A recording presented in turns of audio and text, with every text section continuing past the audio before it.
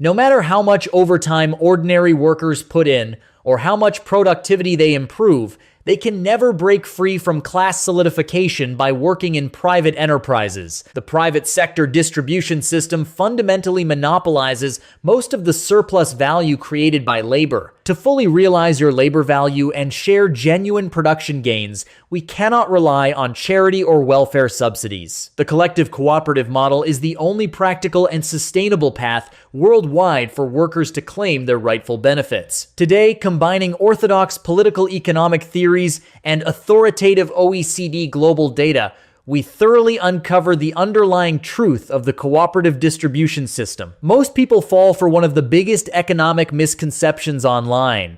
They automatically assume collective cooperatives equal egalitarianism and inefficient equal sharing that discourages hard work. In truth, this misunderstanding comes from biased and one-sided popular science. Real global factory cooperatives do not kill efficiency at all. Instead, they solve the most fatal flaw of private enterprise systems. Workers create all the value, while capital owners monopolize all the profits, leaving labor completely disconnected from actual gains. Here is the key point.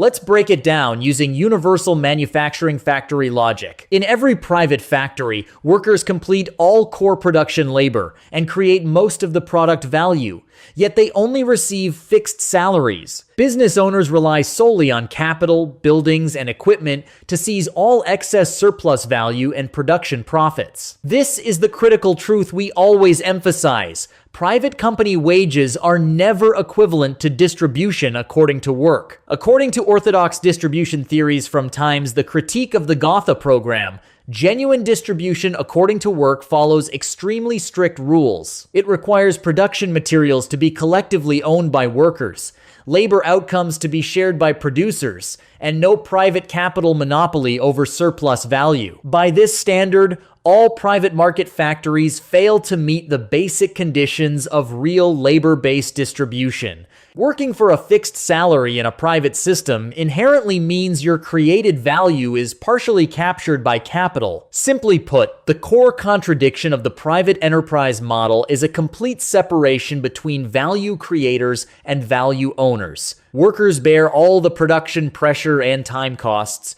while capital holders enjoy compound wealth growth and long-term asset accumulation. Decades of official OECD global data confirm this pattern. In private-dominated economies, capital return growth always outpaces wage growth, steadily widening class gaps over time. Collective cooperatives completely rewrite this underlying rule. In cooperative systems, factories, equipment, and production resources are collectively owned by all workers. No external capital group monopolizes production assets. All surplus value and excess profits generated on the production line remain within the collective and are redistributed to frontline workers based on individual labor contribution. This answers one of the most confusing economic questions online. With the same working hours and production output, why do workers in cooperative factories earn higher comprehensive income and enjoy better welfare and wealth growth than workers in private factories? Most people get this wrong.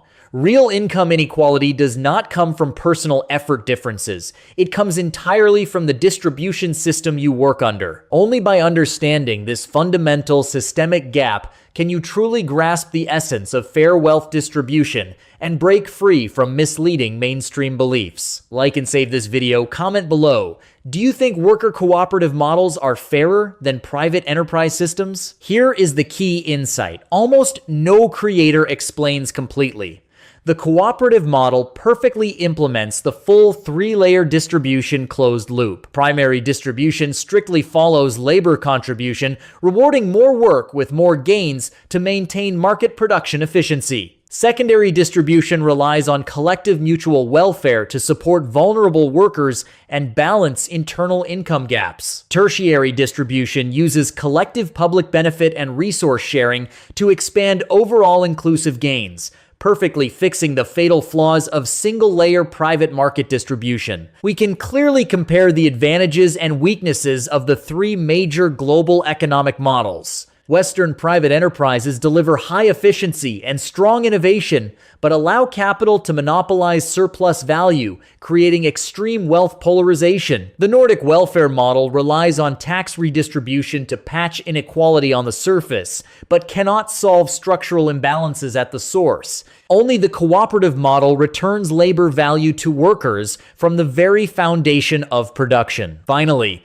let's correct the ultimate mainstream misunderstanding. Many people confuse cooperative benefit sharing with egalitarian big pot distribution. These two systems are fundamentally different.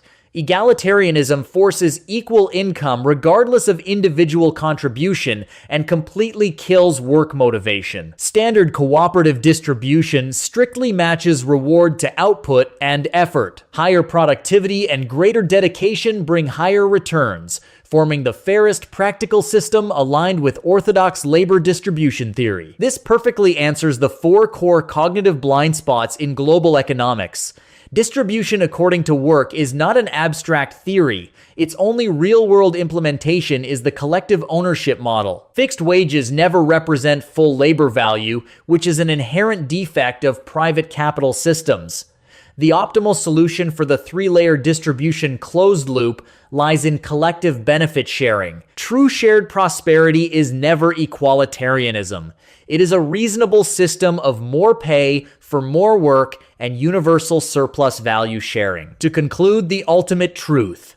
Relying solely on private sector labor can never help workers break salary ceilings or cross class boundaries. The collective cooperative distribution model is currently the most practical system worldwide that conforms to orthodox labor distribution theory, protects worker rights, and balances efficiency and fairness. It is the core path for ordinary global workers to share social wealth and end class solidification. Subscribe to our channel to learn more objective analysis of fair and efficient global economic models.